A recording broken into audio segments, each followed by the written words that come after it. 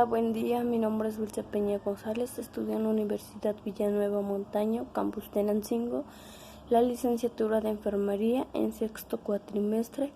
El video tutorial es de lo que he aprendido de la materia de bioestadística que nos las imparte la licenciada Laura Díaz Vilches.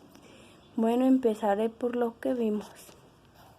Un tema que vimos fue variables cuantitativas con escala numérica. Bueno, al asignar un número indica propiedad del distributo y mide además de poseerse, establecer diferencias con ellas.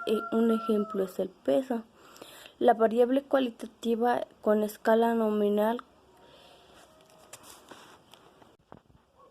es la que se clasificaría a la variable entre estrategia descriptiva, movimientos excluyentes o demotivamente exaltativas, es decir, se les puede asignar un número para expresar clase diferente y no establecer relaciones mayor a menor. Un ejemplo de ello es la moneda. Vimos lo que fue variable cualitativa con escala ordinal, que se clasifica de una forma de interpretación jerárquica. Ejemplo es una clase social. Formas de reducción de datos. Los datos se pueden recolectar mediante encuestas, cuestionarios, entrevistas, bibliografías clínicas, etc. Las formas de representarse los datos se pueden representar de dos formas, como distribución de frecuencia y de forma gráfica.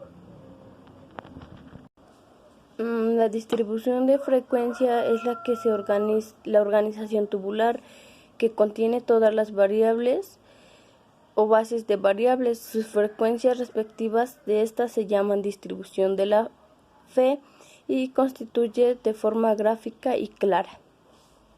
Otro tema que vimos fue medidas de dispersión. Las medidas de dispersión de tendencia central o localizada dan una gran visión de un grupo, pero lo menciona es incompleta.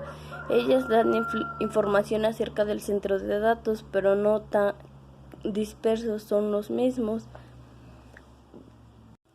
Las medidas de variabilidad que están diseñadas son los datos del grupo al cual se le calcula la medida. Si un grupo o una baja de variabilidad, esto nos indica que está compuesto por individuos aproximadamente iguales. Los datos poco esperados están bastante agrupados. Desviación típica. La desviación típica es una medida que da mejor idea de cómo los datos se dispersionan de medida. La desviación típica mide como los datos de diferencia de la media y aritmética. Datos sin agrupar. Los datos son simples sin frecuencia y usaremos una fórmula que es S igual a E entre X menos X por 2. Si los datos son repetidos con frecuencia, usaremos la fórmula donde X corresponde al valor X, una rayita arriba indica los datos, y F la frecuencia de característica. En esta estadística se usa cuando se desea estimular la variabilidad de conjuntos de datos. Dicha corrección al denominador n mayor a 30 utiliza también para datos repetidos o agrupados.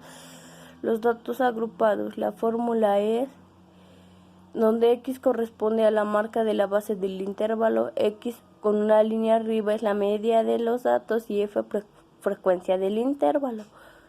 Características de la desviación típica. Proporciona la variabilidad de datos respecto a la media aritmética.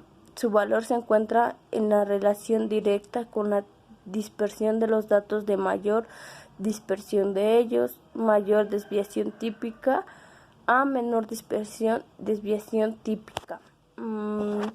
Es la medida de dispersión adecuada cuando la medida de tendencia central es la medida. También es susceptible a los valores extremos. La mayor utilidad de la desviación típica se presenta en distribución normal al central de los intervalos. X más menos 6 se concentra aproximadamente al 68% de los datos.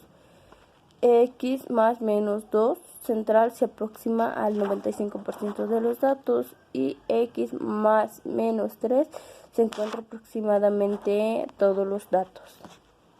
También vimos lo que fue varianza. Bueno, varianza se define como el cuadro de la desviación típica. Datos sin agrupar.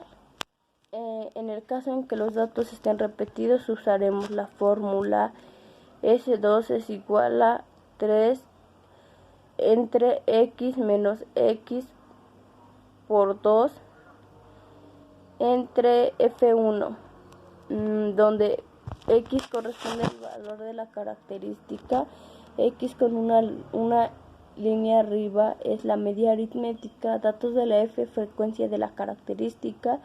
En caso de que n esté mayor a 30 usaremos la fórmula.